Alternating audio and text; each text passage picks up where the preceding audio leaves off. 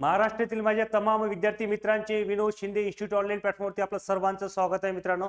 आज आपण बघणार आहे गट क मुख्य परीक्षा 2023।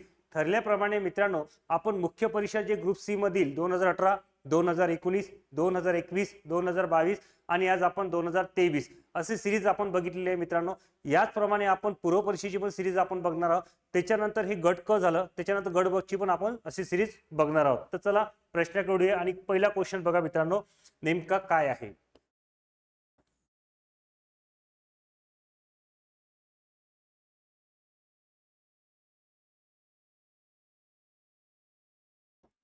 आता जर पहिला क्वेश्चन बघितला मित्रांनो तर तुमच्या समोर काय देते रे, काय म्हटलंय प्रश्नामध्ये, जॉनचे वय त्याच्या भावाच्या वयाच्या निम्मे होईल जर आपण त्याच्या भावाच्या सध्याच्या वयात 2 वर्षाची भर घातली। जर आज जॉनचे जे वय आहे म्हणजे जॉन जो आहे हा मित्रांनो 30 वर्षाचा आहे तर त्याच्या भावाचे वय किती असेल। आता प्रश्न पाहायला एकदम सोपी आहे मित्रांनो, या प्रश्नामध्ये एवढं काही नाहीये। नेमकं काय असेल त्याला सॉल्व्ह कसं करायचं ते समजून घ्या। समजा जॉनच्या भावाचे जर वय बघितले मित्रांनो, जॉनच्या भावाचे वय आपण x मानू। जॉनच्या भावाचे वय काय मानले आपण x। क्लियर। त्यानंतर आता जॉनचे वय दिले आपल्याला, आपण काय म्हणणार जॉनचे वय बरोबर। मग मित्रांनो बघा जॉनचे जर वय बघितलं तर काय येणार x + 2 अपॉन किती घेतले इथे 2 घेतले। कारण त्यांनी काय म्हटलंय जॉनचे वय हे त्याच्या भावाच्या काय आहे निम्मे आहे ना, जे जॉनचे वय आहे ते त्याच्या भावाच्या काय निम्मे आहे। म्हणून जॉनचे वय जर बघितलं तर आपण काय घेतलं x + 2 अपॉन 2 घेतलं। आता याच्यामध्ये परत जॉनचे वय किती आले रे, हे 30 वर्ष आहे बरोबर। 30 गुणिला हे 2 इथे भागले, इथे काही गुणिला येईल बरोबर, x प्लस काय येणार 2। म्हणून 30 दोन्ही किती झाले रे 60 मायनस 2 बरोबर किती येणार x, म्हणून x बरोबर 60 - 2 म्हणजे किती आले 58 वर्ष। अशा पद्धतीने जर बघितलं तर आपल्याला जॉनचं वय किती सापडते, आपल्याला जॉनच्या भावाचं वय किती सापडते तर जॉनच्या वयाचं जे आहे 58 वर्ष। आता 58 म्हणजे पर्याय क्रमांक कोणता आहे तर बी म्हणजे आपला बाहुबली है ना, लक्षातला बाहुबली। अशा पद्धतीने आपलं सेकंड नंबरचा पर्याय बरोबर येतील। आता ही झाली मित्रांनो ट्रॅडिशनल मेथड, आपण लॉंग मेथड काढली। तर मग तुम्ही याला शॉर्ट मेथड कसं काढू शकता ते एक सिंपल आहे, तुम्ही याला ऑप्शनने जाऊ शकता मित्रांनो बरोबर, याला काय जाऊ शकतात ऑप्शनने जाऊ शकतात। मग ऑप्शन मध्ये काय असेल तर पर्याय क्रमांक पहिले जर आपण समजून घेतलं तर काय म्हटलंय जॉनचे वय त्याच्या भावाच्या वयाच्या निम्मे तेव्हा निम्मे होईल जेव्हा जॉनच्या भावाच्या वयामध्ये किती असेल 2 प्लस केले। आपण जर ऑप्शन मध्ये गेलो मित्रांनो, ऑप्शन मध्ये जर बी मध्ये काय केलं आपण 58 मध्ये जर 2 केले तर किती होते, 58 मध्ये आपण 2 टाकले, सिंपल आहे ना, लक्षात घ्या। 58 मध्ये जर 2 टाकले तर किती झाले 60, 60च्या अर्धे म्हणजेच कोणाचं वय मिळणार मित्रांनो, हे जॉनचे वय मिळणार। कोणाचे जॉनचे वय किती मिळणार 30। तर तुम्ही असं करू शकता, म्हणजेच बरोबर किती येणार 30। असं तुम्ही त्याची कंडिशन्स मध्ये काय उत्तर काढू शकता। हे ऑप्शन वरून त्याचं पटकन उत्तर आपलं निघणार आहे। काय करायचं, सध्याचं म्हणजे जॉनच्या वयाचं जे जॉनच्या भावाचं जे वय आहे ते 2 वर्ष त्याच्या वयात मिळवल्यानंतर जॉनचं वय किती होणार 30 होणार। तर अशा केसमध्ये काय करायचं मित्रांनो, ऑप्शन मध्ये तुम्ही त्याचं उत्तर प्लस करू शकता। म्हणजे जसं आपण 58 मध्ये किती केलं 2 केलं, झालं किती 60, 60च्या अर्धे केले म्हणजेच किती 30, 30 म्हणजे कोणाचं वय समजून झालं तर आपल्याला जॉनचं वय मिळून जाते। अशा पद्धतीने त्याचं उत्तर काढू शकता।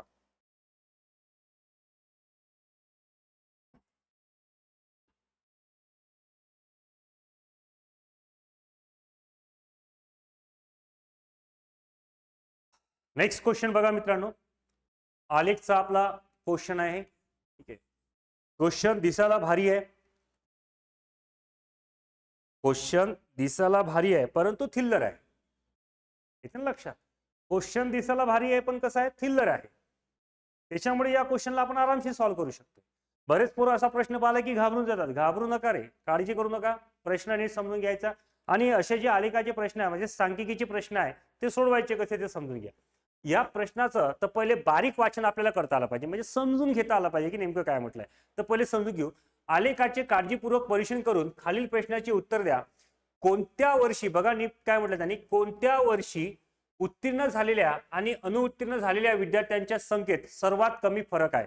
आता या कंडिशन मध्ये जर बघितलं मित्रांनो, तर तुमच्या लक्षात काय येतील की कोणत्या वर्षी म्हटलंय, म्हणजे त्यांचं असं म्हणणं आहे की कोणत्या वर्षी उत्तीर्ण आणि अनुत्तीर्ण, बरोबर आहे, हे प्रमाण आहे. तर तुम्हाला जर याच्या तुलनेमध्ये बघितलं तर तुम्हाला हे 2000 जे आहे मित्रांनो, 2015 आणि 16, आता 2015 आणि 16 या वर्षामध्ये आपल्याला उत्तीर्ण आणि अनुत्तीर्ण प्रमाण कमी दिसतंय, म्हणजे एक क्लिअर झाला. समोर पहिल्या याच्यावरून तर हे ठरलं गेलं, पहिल्यावरून तर हे ठरलं गेलं की काय बाबा, की याच्यामधलं बी आणि सी हे पर्याय नाही आहेत, म्हणजे कोणता पर्याय, एक तर ए असू शकते किंवा डी असू शकतात. जर दुसऱ्या पर्यायामध्ये बघितलं तर इथं 90 दिलंय मित्रांनो, म्हणजे पहिल्या पर्यायामध्ये 90 दिले आणि शेवटल्या पर्यायामध्ये काय दिलंय, 90 दिले, म्हणजे याचा अर्थ हा दुसरा पर्याय गेलेला असू द्या. आता उलट तिसऱ्या, समान संख्येमध्ये विद्यार्थी किती वेळा नापास झालेले, समान संख्येमध्ये. आता इथं समान संख्या बघा, इथून समान संख्या हे तुम्हाला नापासची दिसते, ठीक आहे, हे दिसते, हे नापास म्हटलंय त्यांनी, नापास या लेवलची म्हटलं. तर ह्या समान संख्येमध्ये जर बघितलं तर तुम्हाला काय दिसते बाबा, 1 2 3 आणि 4, किती वेळा, 4 वेळा. मग 4 वेळा कुठे इथे पर्यायामध्ये, तर 4 वेळा पहिल्या ऑप्शन मध्ये, म्हणजे याचा अर्थ काय, अमेंद्र आपलं उत्तर येणार. ए म्हणजे काय, फर्स्ट पर्याय आपलं बरोबर उत्तर आहे.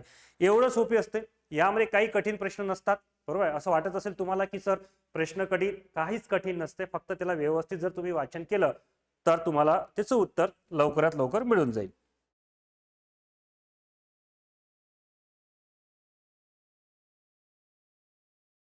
नेक्स्ट क्वेश्चन प्री चार्टचा आहे मित्रांनो. आता हा प्री चार्टचा प्रश्न सोडवायचा कसा ते समजून घ्या. या प्री चार्ट मध्ये या प्रश्नाला पोरं घाबरतात. पहिले घाबरण्याआधी काय करा की ह्याला समजून घ्यायचं की हा प्रश्न सोडवायचा कसा. तर कसा चेक करा की त्यांनी काय म्हटलंय.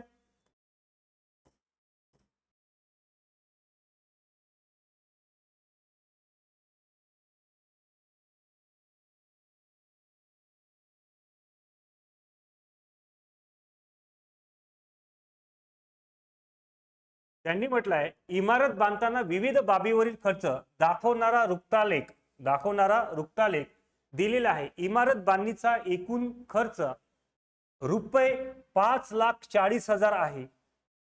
त्यावरून लोखंडासाठी झालेला खर्च किती. आता संपूर्ण सर्कल आहे, हे तुम्हाला सर्कल दिसतंय, हे लक्षात घ्या. आता हा सर्कल आहे, या सर्कल म्हणजेच काय रे, वर्तुळ आहे, आणि वर्तुळाचे माप किती असते हे तुम्हाला माहित आहे. वर्तुळाचे जे मित्रांनो माप आहे ते किती असतात, ते असते 360 अंश. झालंय. मग आपण घ्यायचे किती, तर बरोबर आपण घ्यायचे 360 अंश. ठीक आहे, 360 इथे घेतो मी, 360 अपॉन केंद्रीय कोण म्हटलंय. आता केंद्रीय कोण कोणाचं विचारलंय, केंद्रीय कोणाचं माप, लोखंडाचं विचारलंय, आणि लोखंडाचं माप किती इथे, तर हे 45 अंश. मग हे झालं 45 गुणिला किती आलेला खर्च, खर्च किती आहे, 5,40,000. 5,40,000 हा खर्च घेतला आपण. क्लिअर. आता बघा इथं करायचं आपल्याला काटाकाटी, 0 0 कॅन्सल. ओके, 5 9 9 5 किती ते 45, 9 चुकी झालेले 36, 4 1 4, इथे किती आला 4 1 4, इथे किती येणार 4 1 4. त्याच्यानंतर उरले किती 1 4 त्रिक 12, परत 4 त्रिक 12, परत उरले किती आपल्याकडे 2 4 5 20, बरोबर आहे, म्हणजेच किती 13,500. आता 5 ने जर याला मल्टिप्लाय केलं म्हणजेच काय 5 गुणिला 13,500, तर आपलं उत्तर किती येणार 0 0 5 5 25 5, हातचे उरले 2, 13 5 65, 2 किती झाले 67, म्हणजेच किती 67,500. आता 67,500 आले म्हणजेच कटप्पा, हे आपला आन्सर. आन्सर काय आला, कटप्पा, म्हणजेच 65,000. आलं का लक्षात. सिंपल आहे, प्री चार्टचा हा प्रश्न आहे. अशा पद्धतीनं याला काय करायचं, सॉल्व्ह करायचं. पहिले तर तुमच्याबरोबर सर्कल आहे, सर्कलचं जे काही माप आहे ते किती येते 360 अंश येते. मग त्याच्यानंतर काय केंद्रीय कोणाचे माप किती दिले आपल्याला 45. केंद्रीय कोण म्हणजे कोण झाले, लोखंड साडी विचारलंय, म्हणजेच 45 अपॉन 360 गुणिले किती घ्यायचंय 5,40,000, जे आपल्याला एकूण खर्च दिलेला आहे. ओके, तर अशा पद्धतीने हा प्रश्न सॉल्व्ह करायचा. तुमचं उत्तर विदिन सेकंड मध्ये येऊन जातील.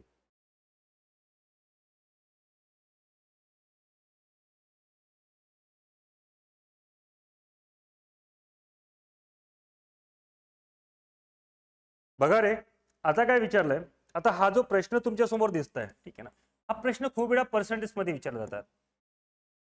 पर्सेंटेज मध्ये यावर खूप सारे प्रश्न विचारले जातात.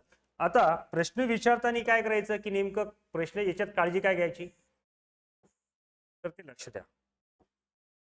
आता याच्यात विचारलं एका गावात मराठी जाणणारे 82%, मराठी जाणणारे 82%, हिंदी जाणणारे किती आहे? 76% लोक आहे. मग 82% हे जर मराठी जाणणारे असेल, 76% हे हिंदी जाणणारे असेल, तर याचा अर्थ हे मराठी आणि मराठी जाणणारे किती झाले? 82%, हिंदी जाणणारे किती झाले? 76%. म्हणजे 82% मराठी लोक भाषा बोलतात तर 76% हिंदी भाषा बोलतात. आणि समोर काय म्हणतात तो असो दोन्ही भाषा जाणणारे म्हणजे ज्यांना दोन्ही भाषा येतात, ज्यांना दोन्ही भाषा येतात असे जे लोक आहे त्यांची संख्या 2244 आहे. जर त्या गावात दोन्ही भाषा न जाणणारे म्हणजे ज्यांना भाषा येत नाही, ओके, काय ज्यांना काय दोन्ही भाषा येत नाही असे लोक मात्र किती टक्के आहे? फक्त 8% आहे. म्हणजे याचा अर्थ 100 पैकी 8% लोक असे आहे मित्रांनो की ज्यांना दोन्ही भाषा येत नाही. याचा अर्थ आपल्याला 100 मधून जर आपण 8 मायनस केले तर किती आले रे बाबा? 92% लोक आले. मग याचा अर्थ 92% लोकांना दोन्ही भाषा येतात, बरोबर. म्हणून मायनस काय करायचं आपल्याला? 92% करायचं आहे. क्लिअर. आता दोघांची जर बेरीज केली तर 6 आणि 2 किती? 8. 7 आणि 8 किती झाले? 15. 158 मायनस किती गेले रे? 92% गेलं आपण तर बरोबर आले किती? 66. लक्षात. याचा अर्थ 66% लोकांना 66% लोकांना एक रेशो तयार करू आपण. 66% लोकांना म्हणजे 66% जे लोक आहे, सॉरी 66% जे लोक आहे ते दोन्ही भाषा जाणतात. मग याचा अर्थ त्यांनी पर्सेंटेज मध्ये आपल्याला विचारलंय तर काय म्हटलंय त्यांनी? जर असो दोन्ही भाषा 2244, मग 66 वर किती? 2244 असेल तर याचा अर्थ 100 वर किती? तुम्ही असा विषय करू शकता. म्हणून x बरोबर 2244 गुणिला काय घेतलं मित्रांनो? 100 आणि भागीला काय केलं? 66. आपलं उत्तर निघून जाईल. 11 सगळं किती होते रे? 66 होते. 11 दुनी किती झाले? 22 झाले. इथे 0. 11 चूक 44. ओके. परत 6 1 6, 6 3 18, 6 चूक 24. म्हणजेच किती लोक आले? तर टोटल लोक आले 3400 है ना. किती लोक आले? 3400. तर याचा अर्थ तर त्या गावची लोकसंख्या किती असायला पाहिजे म्हणते? तर त्या गावची लोकसंख्या मित्रांनो 3400 यायला पाहिजे. त्या गावची लोकसंख्या आली 3400 म्हणजे कटप्पा आपलं हे पर्याय क्रमांक थर्ड हे बरोबर आलेलं आहे. लक्षात. अशा पद्धतीने उत्तर आपण काढू शकतो.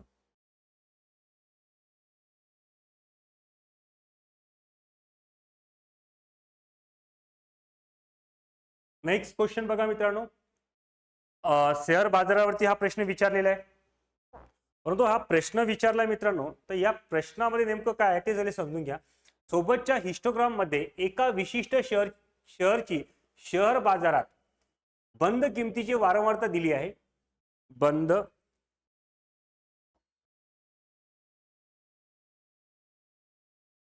सोबतच्या हिस्टोग्राम मध्ये एका विशिष्ट शहरची शेअर बाजारात बंद किमतीची वारंवारता दिली आहे. दिलेल्या हिस्टोग्राम वरून 80% नीट लक्षात ठेवा 80% म्हटलंय मित्रांनो. 80% कोणत्या वर्गात आहे? हा प्रश्नच मुळात लोकांना समजला नाहीये. नीट लक्षात. आता पर्सेंटाईल म्हणजे काय? तर त्यांचं म्हणणं आहे की 80% लक्षात ठेवा. जे असे किती लोक आहे जे आपला इन्व्हेस्ट करत आहे शेअर बाजार. बघा एका विशिष्ट शहरची शेअर बाजारात बंद किमतीची वारंवारता म्हणजे फ्रिक्वेन्सी दिली आहे. आता मित्रांनो हा प्रश्न तू फ्रिक्वेन्सी काढली त्याचं उत्तर येणार नाही. हा आपल्याला एक अंदाजित उत्तर काढायचं. असे किती टक्के आहे म्हणतात? 80% म्हटलंय. तर तुम्हाला संपूर्ण पर्यायामध्ये बघितलं मित्रांनो 80% कुठे दिसतंय? तर याचा अर्थ हा एकमेव पर्याय आहे. म्हणजे 8 त्याच्या खालचे सगळे तुम्हाला दिसतंय आणि 8च्या वर किती येते? 12.5 होते. म्हणजेच एकमेव हा 8 असा आहे की ज्याच्या दिलेल्या हिस्टोग्राम वरून तो कोणत्या वर्गात मोडलं म्हणते. म्हणजे हा 8 असा आहे की ज्याच्या वर्गामध्ये हे काय मोडते? 80% पर्सेंटाईल मोडल्या जाते. बस एवढाच प्रश्न होता, दुसरा काहीच नव्हता. याची कमी दिलेली आहे त्याच्यावर याची वाढलेली आहे तर हा एक पर्सेंटेज आहे. इथून त्याचं काय असतं की या वर्गामध्ये ते किती होते? 80% पर्सेंटाईल होते. शेवटी हे पर्सेंटाईल मध्ये पकडले जातात, याच्यात वेगळं काहीच करायचं नव्हतं. ठीक आहे, तर त्याचा पर्याय क्रमांक बी म्हणजे काय मित्रांनो, बाहुबली. हा प्रश्न पहिले नीट समजून घ्यायचा होता की सर बऱ्याच मुलांना हा प्रश्न समजला नाहीये की नेमका हा प्रश्न कसा काढायचा होता किंवा याला उत्तर कसं सॉल्व्ह करायचं होतं. त्याचं म्हणणं एवढंच होतं मित्रांनो की काय आहे की जे काही सोबतच्या हिस्टोग्राम मध्ये एका विशिष्ट शहरची शहर बाजारात बंद किमतीची वारंवारता विचारली, जे काही बंद झालेली तिची किमतीची वारंवारता विचारली होती ती दिली होती, आणि दिलेल्या हिस्टोग्राम वरून किती पर्सेंटेज म्हणजे किती पर्सेंटेज जे लोक आहे किंवा जे शेअर मार्केटिंग मध्ये शेअर करणारे असतील, बरोबर आहे, हे त्यांच्या लॉस मध्ये गेलेलं असायचा तो एक प्रश्न होता. नेमका काही वेळा असं काही म्हणायचं असेल तर आपल्याला एकमेव असा दिसते म्हणजे हा 8 केला आपण पर्सेंटेज मध्ये घेऊ शकतो की त्याच्या हे सगळे खाली येते आणि त्याच्यानंतर हा काय जाते वर मध्ये जाते. तर तो एकमेव म्हणजेच कोणता 8, याचा अर्थ हा कोणत्या वर्गात मोडला जाते, 10 आणि 20 मध्ये मोडला जाते. बस एवढंच त्याच्यामध्ये लक्षात तुम्हाला ठेवायचं होतं.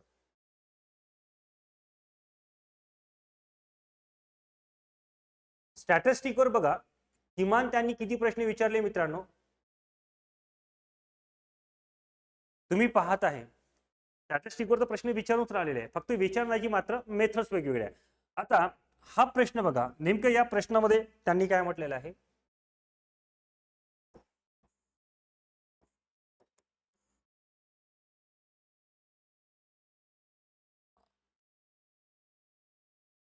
जो स्तंभालेख राहुल, निकिता व विकासने चाचणी मालिकेत मिळवलेले गुण दर्शवले, म्हणजे चाचणी मालिकेत मिळवलेले गुण दर्शवा.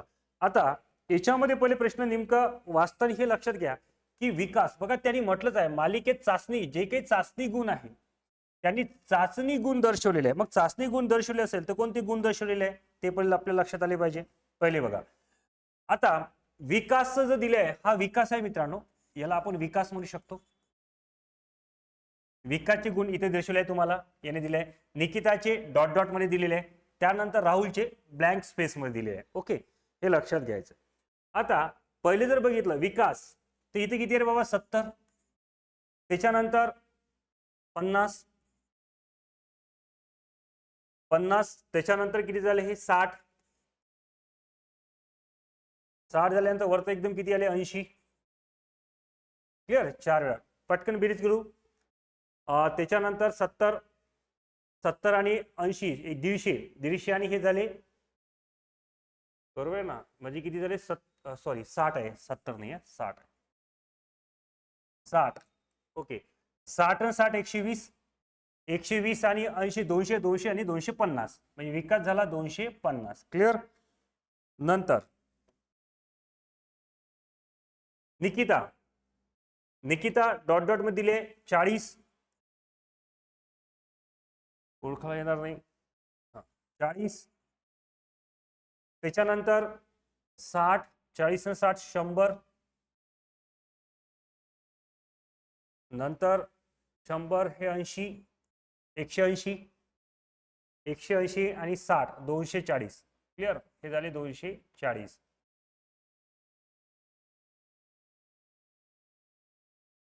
नेक्स्ट, तर आता आपण राहुल बघू. राहुल बघा ब्लॅक स्पेस मध्ये 70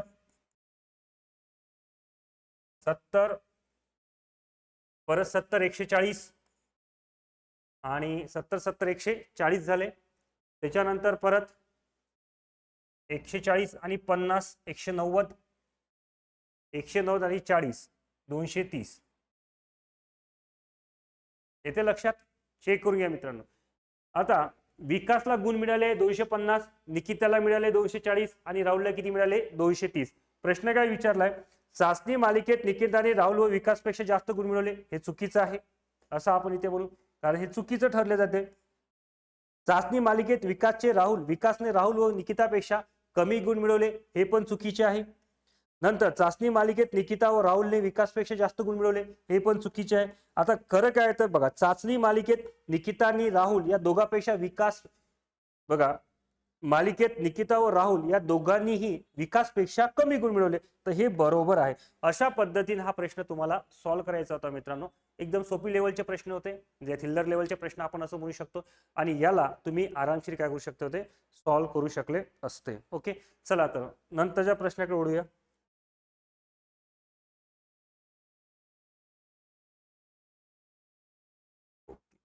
हा घातांकाचा प्रश्न आहे, पाहाला थोडा भारी वाटते लक्षात, आणि बरेच प्रश्न हे प्रश्न स्किप करतात.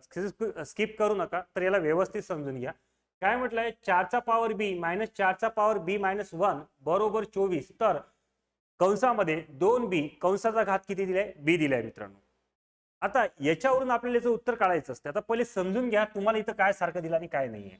आता 4चा पॉवर बी दिलाय आणि मायनस 4चा पॉवर बी मायनस 1 दिलाय, तर तुम्ही काय करू शकता मित्रांनो, 4b minus 4b upon 4चा power 1 असं घेऊ शकता. का असं घेतलं ते समजून घ्या. एक घातांकाचा नियम आहे. घातांकाचा नियम काय म्हणतो आपल्याला, जर घाताचा घात जर हा ऋण संख्येमध्ये असेल, तर अशा वेळेस घाताचा घात काय असेल, हा ऋण संख्येमध्ये असेल, हा ऋण संख्येमध्ये असेल, तर त्याला लिहिताना कशामध्ये घेऊन घ्यायचा, छेदामध्ये घेऊन घ्यायचा. म्हणजे 1 अपॉन किती, ए चा पॉवर एक्स असा याला लिहून घ्यायचा. अलग लक्षात, असा त्याचा अर्थ होते. म्हणजे याची तुलना आपण अशी करू शकतोय. येते लक्षात. आता 4चा पॉवर इथून बी मित्रांनो काय होईल, कॉमन निघेल. 4चा पॉवर किती घेतलाय, बी अपॉन 4चा पॉवर 1 आपण घेऊ. ठीक आहे, मग काय निघेल ते, 4b कॉमन निघेल. मग 4b आपण कॉमन काढला, मग उरलं काय, 1 मायनस 1 अपॉन किती, 4चा पॉवर 1. 4 1 4, इथे आपण 24 घेऊ. ओके, बरोबर किती आले, 24. 4 1 4, 4 मधून जर 1 गेला 3, तर याचा अर्थ 4चा पॉवर बी गुणिला 3 अपॉन किती आले, 4 बरोबर किती आले मित्रांनो, 24. 3 1 3, 3 8 24, हा इकडे पाठवून द्या. याचा अर्थ 4चा पॉवर बी बरोबर 4 8 32. क्लिअर. आता हा परत पॉवर आला, हा 2चा कितवा घात आहे, 4 दुसरा घात आहे, आणि 32 हा 2चा 5वा घात आहे. ठीक आहे, मग हा 2चा दुसरा घात म्हणजे आपण 2चा पॉवर 2b बनवू, बरोबर हा 2चा 5वा घात. परत 2 2 कॅन्सल घातांकाच्या नियमानुसार. मग उरलं काय की 2b बरोबर काय आले मित्रांनो, 5 आले. याचा अर्थ b बरोबर 5 अपॉन किती येणार, 2. आता b ची किंमत मिळाली का रे, b ची किंमत किती मिळाली, 5 अपॉन 2 मिळाली. त्यांनी काय विचारलंय, 2b होल पॉवर स्क्वेअर काय दिलाय, b दिलाय. तर याचा अर्थ 2 गुणिला 5 अपॉन 2 कंसाचा घात किती घेतला आपण, तर 5 अपॉन 2 घेतला. गणित थोडं लेंदी जाते, थोडं समजून घ्या. 2 2 कॅन्सल, म्हणजे 5चा पॉवर किती आला, 5 अपॉन किती आला, 2. आता अशा केसमध्ये काय होते मित्रांनो, की हे 2 म्हणजे काय, तर हे वर्गमूळ मध्ये येते, आणि 5 म्हणजे काय, त्याचा गुणाकार 5 वेळा करावा लागते. क्लिअर. तर काय केलं, 5 गुणिला 5 गुणिला 5 गुणिला 5 गुणिला 5. क्लिअर. 5 वेळा केला आपण, हा कशामध्ये आला, वर्गमूळ. आता किती वेळाला, 1 हे 2 बरोबर आहे, म्हणजे 5 5 2 वेळा बाहेर पडेल. तर याचा अर्थ 5 गुणिला 5, इथून 5 बाहेर पडेल आणि इथून बाहेर पडेल, 5 5 25. म्हणजेच आपण उत्तर काय म्हणू शकतो, 25 वर्गमुळात किती, 5 असं आपलं उत्तर येऊन जाणार. 25 वर्गमुळात 5, याचा अर्थ पर्याय क्रमांक आपला देवसेना हे बरोबर येऊन जाणार. क्लिअर. हा प्रश्न थोडा लेंदी लेवलचा होता, आणि याच्यामध्ये घातांकाचे काही नियम मात्र तुम्हाला माहिती असायला पाहिजे. तर घातांकाचे नियम ज्या लोकांना माहिती असतील ते लोक हे प्रश्न व्यवस्थित काढू शकले असते. ओके, तर जे आहे ते आपण त्याला सॉल्व्ह करून दिलेच आहे.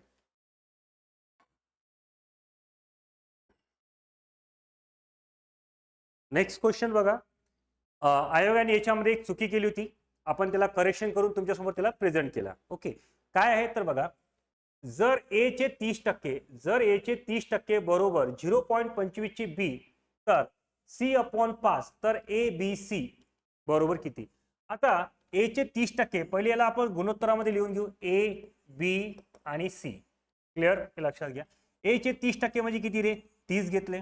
आता बी चे 25%, म्हणजे याला मी 25 भागीला जर 100 लिहिले, तर याचं उत्तर असं येऊ शकते का, 0.25. नीट लक्षात ठेवा, बऱ्याच मुलांना याच्या संदर्भात असतं की सर हे उत्तर कसं येतात. लक्षात घ्या रे, 25 भागीला जर 100 लिहिलं तर उत्तर 0.25 असं लिहिते. याचा अर्थ तुम्ही लिहिताना त्याला कसं लिहू शकता, तर याला 25 असं लिहू शकता. हे लक्षात ठेवा, किती, 25.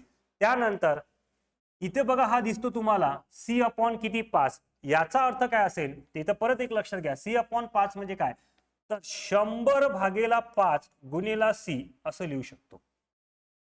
म्हणजेच काय 5 एक 5 20 पंच 100 म्हणजेच याचा अर्थ काय 20 चे सी बरोबर आहे. तर वाचन करताना काय येते 20 चे सी बरोबर आहे असा त्याचा अर्थ होतात हे लक्षात घ्या. म्हणजे इथे किती घेऊ आपण ते इथे सुद्धा 20 घेऊ. क्लिअर लक्ष द्या रे निवड मोबाईल लक्ष देऊ नका तर त्याच्याकडे पहा हे कामी आहे तुमच्याकडे हे परीक्षेच्या वेळेस तुम्हाला कामी येणार आहे. बाबूचं तुमचं जर बाब्या नसन व्हायचं नीट लक्ष ठेवा बाबूचं बाब्या जर नसन व्हायचं असेल तर लेकू लक्ष द्या लय कामाचे आहे हे जर नाही समजलं अख्खा पिक्चर आपला होणार आहे आयुष्याचा आलं का लक्षात. म्हणून नीट समजून करत चला. आता 30 25 आणि 20 याला कितीने भाग द्या तर याला कितीचा भाग जाईल तर 6चा भाग जाईल. 6 पंचे किती रे 6 पंच 30 नंतर 5 किती येणार सॉरी 5 सक 30 5चा भाग जाईल 5 सक 30 5 5 25 आणि 5 चूक 20 क्लिअर. आता हे संख्या जर आपल्याला पर्यायामधली काढायची असेल तर काय करायचं तर याचा लसावी घ्यायचा. त्या तीनचा लसावी किती येणार 60 येते लक्षात हे 60 आले. मग 6 दाय किती आले 60 12 पंच किती आले 60 आणि 15 चूक किती आले 60. आपला नवीन रेशो तयार झाला तो म्हणजे कोणता 10 12 आणि 15 कळलं का रे.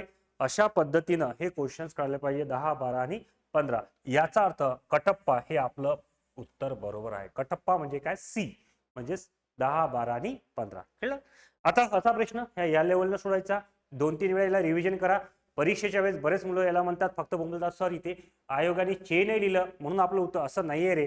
चे लिहिलं नाही म्हणून काय झालं ते आपल्याला समजायला पाहिजे कारण आयोगाला समजतं की एवढं तर त्याला बुद्ध्यांक असेल की तिथं नाही आहे तर तू करेक्शन करून घे रे बरोबर आहे असा त्याचा अर्थ होते. क्लिअर. तर याचा उत्तर 3rd नंबर येईल आणि त्या प्रश्न या पद्धतीने येईल. फक्त इथे आयोगाने चे लिहिला होता तो चे आपल्या इथे टाकायचा होता.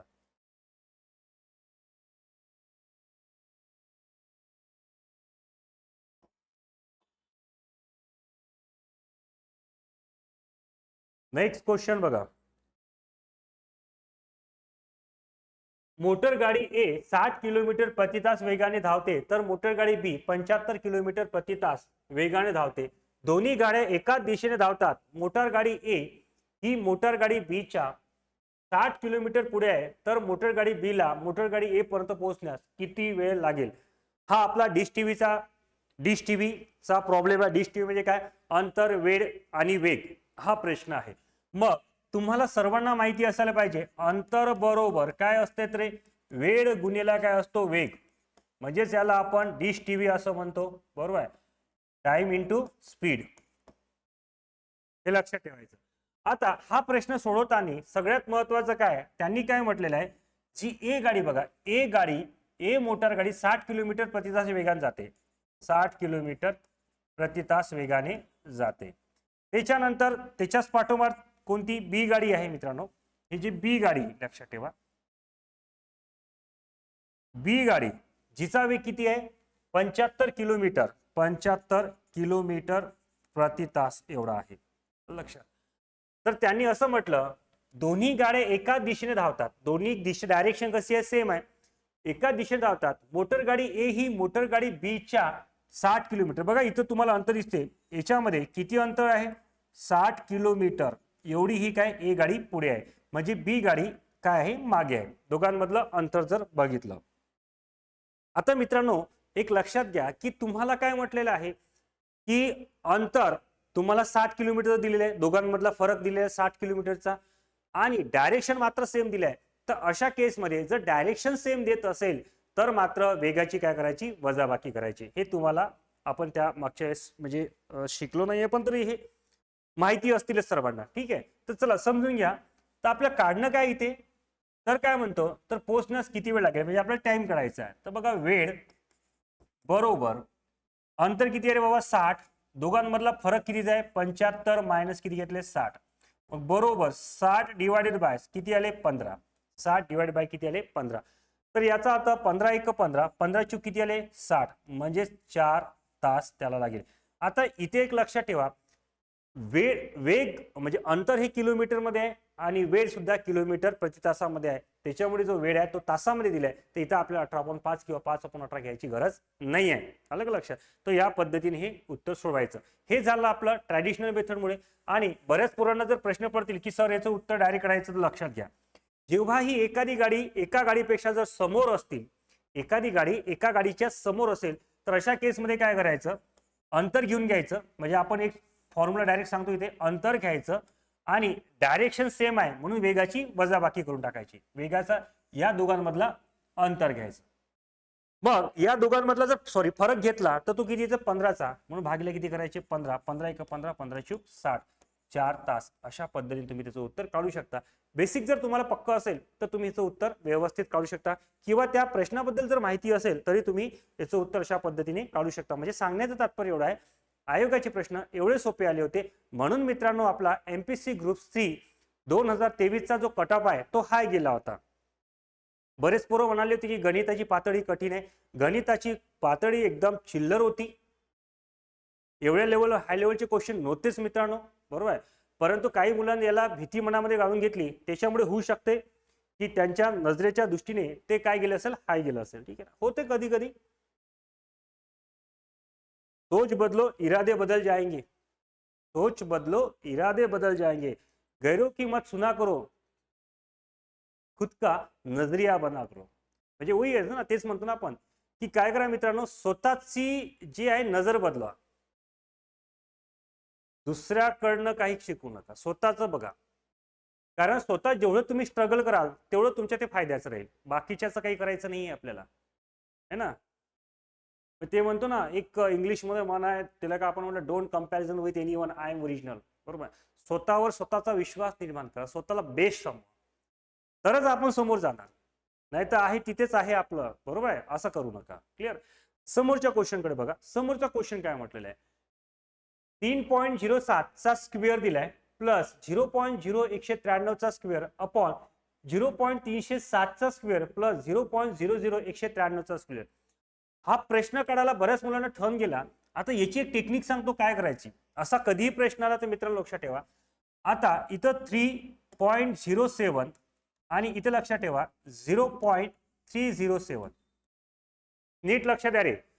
आता किती घरानंतर डेसिमल आहे, इथे 2 घरानंतर, इथे किती घरानंतर डेसिमल आहे, 3 घरानंतर आहे. याचे 2 शून्य काढले, याचे 2 शून्य काढले, एक उरला वरती पाठवून द्यायचा. म्हणजेच किती झाले, 307. म्हणजे 3000 किती, 70. हे लक्षात ठेवा. अपॉन इथे किती आले, 370, सॉरी 307. 307 कॅन्सल झाले. उत्तर किती येणार, 10. कठीण प्रश्न नव्हता, याला लॉजिक न सोडवायचं होतं. एकदम लॉजिक वापरायची होती. ठीक आहे ना. आता 10 आले. तुम्हाला काय दिसते, स्क्वेअर दिसतात, जे काही 10चा स्क्वेअर आहे याचा स्क्वेअर करून टाकायचा. मग 10चा स्क्वेअर किती आला, 100. हे आपलं उत्तर झालं. सॉरी, म्हणजे काय, अमेद्र बाहुबली. बरंच सांगतोय काय करायचं, नीट लक्षात घ्या रे. असे प्रश्न आले की पोरं घाबरून जातात, घाबरायचं नाही. कोणत्याही प्रश्नाला ही टेक्निक यूज करून पहा, तुमचं उत्तर बरोबर येईलच, बरोबरच येईल. कारण याच्यामध्ये जेवढा फरक 10चा आहे तेवढ्या त्याच्यातला 10 हे आलंच पाहिजे. नीट लक्षात ठेवा, हे तेव्हाच लागू होतील. मग कसं, 307 बघा, इथे किती घरानंतर आहे, 3.07 आणि याच्यानंतर इथे बघा, अरे यार थकला का रे बाबा तू, 3.07 अपॉन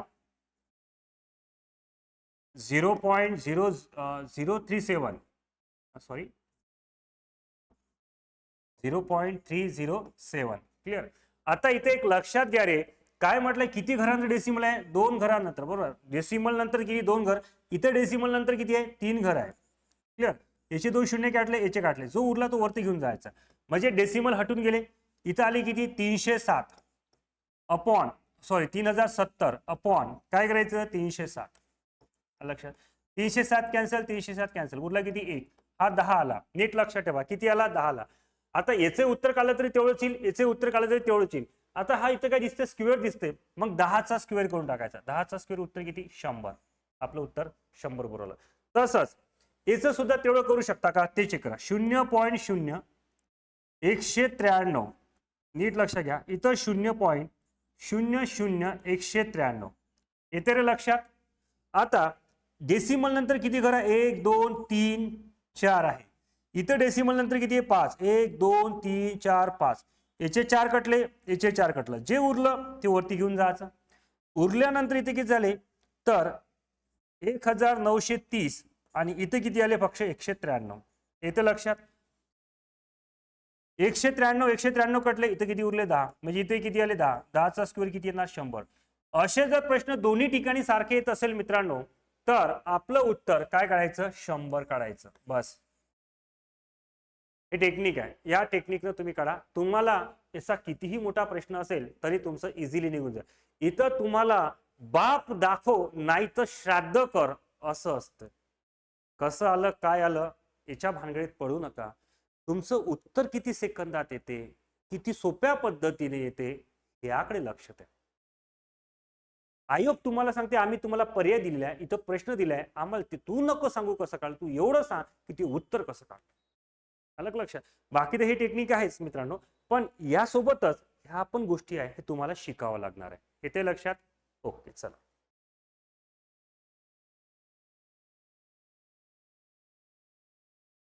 नेक्स्ट क्वेश्चन बघा.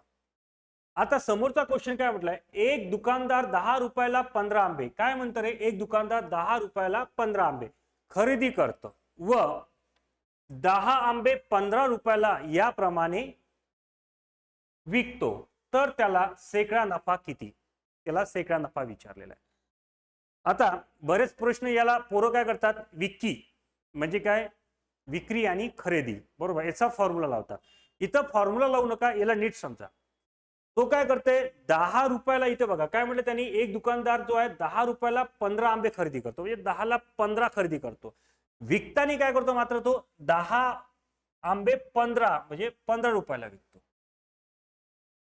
याचा अर्थ तो मुनाफा घेऊन राहिला ना. मग मुनाफा किती? 15 आंबे तो कितीला, म्हणजे ही झाली विक्री, ही झाली खरेदी 10. तसंच इथे सुद्धा काय करायचं? 10 विक्री 15 खरेदी. आलं लक्षात? मग याचा आणि याचा गुणाकार करायचा मित्रांनो, याचा आणि याचा गुणाकार करायचा, म्हणजे ही विक्री झाली, हे खरेदी झाली, ही विक्री झाली, हे खरेदी झाली, हे लक्षात यायला पाहिजे. क्लिअर? आणि याचा याला काय करायचं? गुणाकार करायचा. तुम्हाला सर्वांना माहिती आहे. क्लिअर? चला गुणाकार करून टाका पटकन. 15 गुणिला 15, 15 गुणिला 15 भागेला 10 गुणिला 10, 10 गुणिला 10 गुणिला सेकड्यामध्ये विचारलंय म्हणून किती घ्यायचे रे? 100 घ्यायचे. ओके, इचे 2 100 काढले, इचे काढले, म्हणजे उत्तर किती आलं? 225. आता 225 म्हणजे त्याला सेकडा किती नफा झाला? तर याचा अर्थ 100 पेक्षा त्याला किती जास्त आले, म्हणजे 225 मधून जर 100 मायनस केले तर आपलं उत्तर किती येणार? 125. याचा अर्थ त्याला किती नफा झाला? तर 125 रुपये त्याला नफा झाला, म्हणजेच आपली देवसेना. आलं का लक्षात? हे नवीन टाईपचा प्रश्न आहे, हे व्यवस्थित समजून घ्या.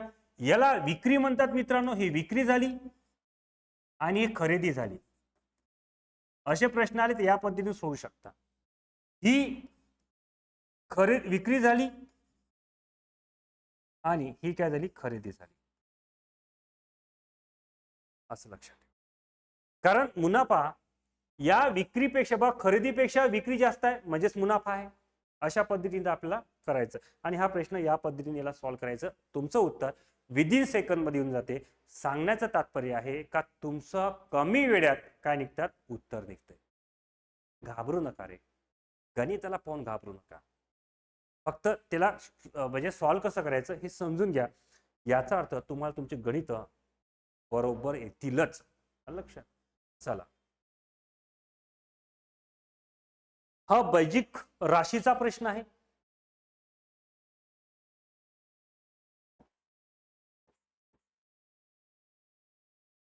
बैजिक राशीचा प्रश्न आहे हा. आता या प्रश्नाला सॉल्व्ह करताना बरेच पोरं काय करतात? चुका करतात. चुका करू नका. तुम्हा सर्वांना माहिती आहे का ए प्लस बी, एचा जर स्क्वेअर घेतला तर याचा अर्थ काय होते? ए चा स्क्वेअर प्लस बी चा square plus twice A B, असा याचा अर्थ होते. याचा अर्थ जर तुम्हाला याला इथं ठेवला तर हा झाला एक्सचा स्क्वेअर प्लस 1 अपॉन हा एक्सचा स्क्वेअर येईल प्लस याचा अर्थ 2 गुणिला एक्स गुणिला किती येणार रे एक्स येणार ना येते की नाही.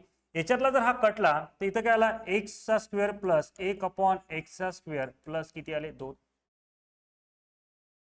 क्लिअर आलं इथपर्यंत. आता याचा अर्थ इथं जर 2 येत असेल तर याला जर आपण मांडणी केली तर इथं काय एक्स प्लस 1 अपॉन एक्स. पण त्यांनी विचारलं काय आपल्याला त्यांनी वर्गमुळात विचारलं आणि याची किंमत किती आली याची किंमत किती आहे म्हणजे तो 5.5 आहे आणि जर एक्सचा स्क्वेअर केला तर याची किंमत प्लस किती येते 2 येते. म्हणजेच आपल्याला जर याचं वर्गमूळ घेतलं त्याचं वर्गमूळ किती येणार मित्रांनो एक्सचा square root plus 1 upon X root बरोबर ऑलरेडी एक्स प्लस एक्स ची किंमत किती आली 5.5 म्हणजे याला आपण 5.5 याला सुद्धा वर्गमुळात घ्यायला लागेल म्हणजे हा किती 2 येईल.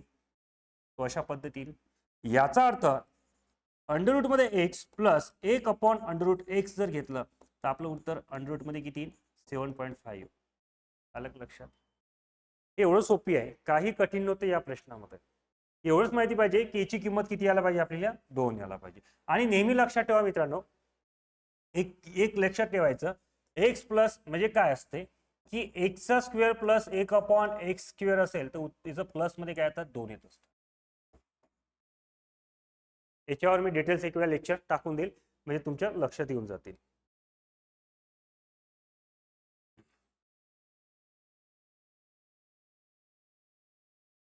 कार काम वेगचा प्रश्न आहे. कार काम वेगचा हा प्रश्न आहे. या प्रश्नाला नीट समजून घ्या.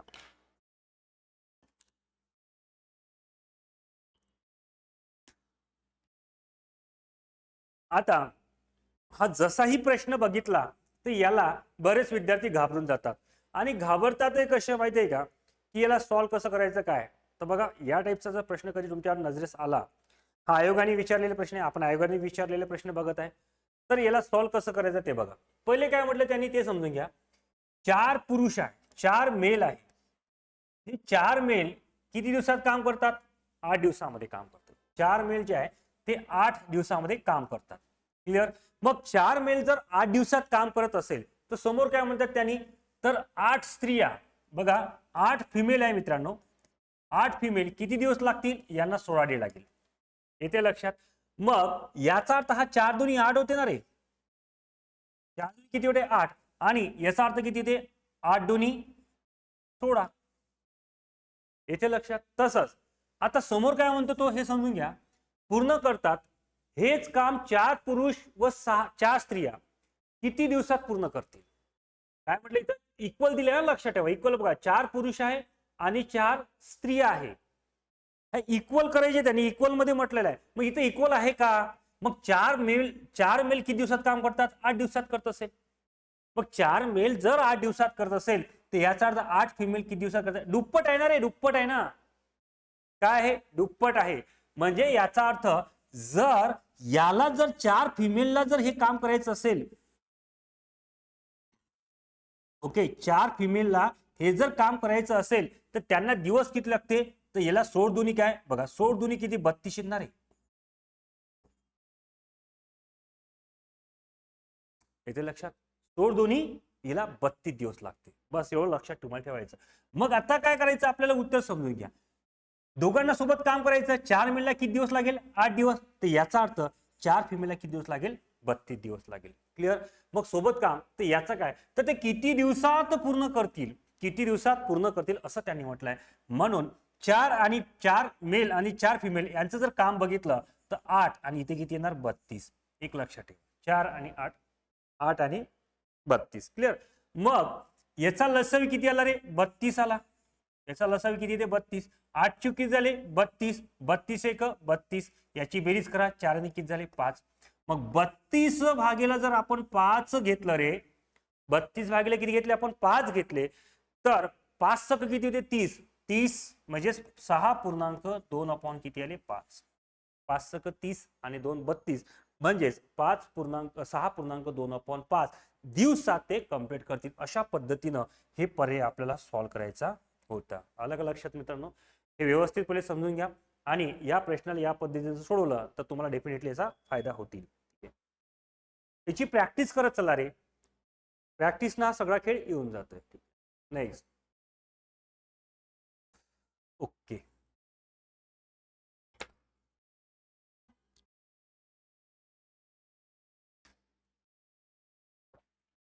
समोरचा क्वेश्चन बघा काय म्हटलंय.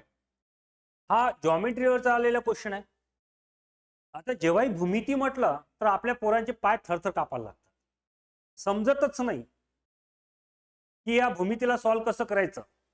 अरे एवढंही कठीण नाही राहत. काय आहे ते विचारलं बघा प्रश्नामध्ये. खालील आकृतीत ABCD हा चौरस वर्तुळात कोरला आहे.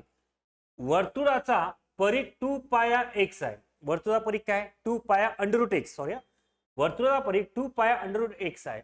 रेखांकित भागाचे क्षेत्रफळ म्हणजे हा तुम्हाला जो दिसतो ना मित्रांनो, हा या रेखांकित भागाचे काय करायचे तुम्हाला क्षेत्रफळ काढायचे. आपले पाय थरथर कापायला लागले किंवा एवढा खतरनाक प्रश्न सॉल्व्ह कसा करायचा ते समजून घ्या. पहिले हे समजून घ्या की रेखांकित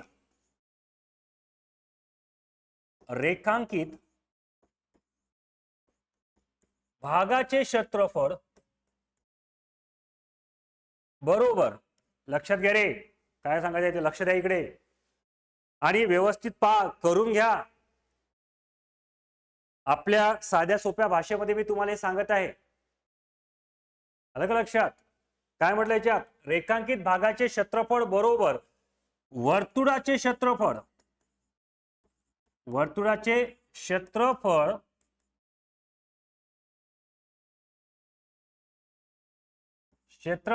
मायनस बाजूचा वर्ग म्हणजे चौरसाची बाजू. आपण चौरसाची बाजू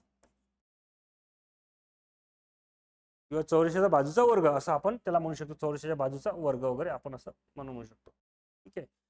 आता पहिले हे लक्षात घ्या की नेमकं काय काय आपल्याला घ्यावं लागेल म्हणजे तुम्हाला समजण्यासाठी. पहिले याच्यात काय येतं तर याच्यात तुम्हाला सगळ्यात महत्वाचं काय ते परिघ येतात. बरोबर, काय ते परिघ. मग हा आपण परिघ घेतला. नंतर वर्तुळाचे क्षेत्रफळ,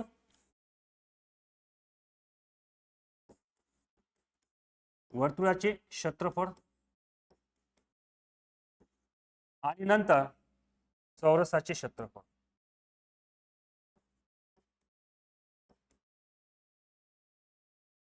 म्हणजे दोन गोष्टी आल्या. एक हा चौरस आला, हा चौरस दिसतो तुम्हाला, हा चौरस झाला. त्याच्यानंतर हा सर्कल झाला आणि त्याच्या साईडला हा सर्कल आहे, त्याच्या साईडला जो येत असते त्याला काय म्हणतो आपण परिघ म्हणतो. आता सर्वांना माहिती आहे परिघाचे सूत्र काय. तर परिघाचा जो फॉर्म्युला आहे, परिघ म्हणजे काय तर परिघाचा फॉर्म्युला आपल्या सगळ्यांना माहिती आहे. परिघ काय ते 2 पाया r. परिघ किती आला 2 पाया r.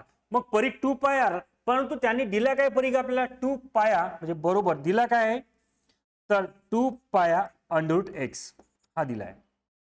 आलं लक्षात.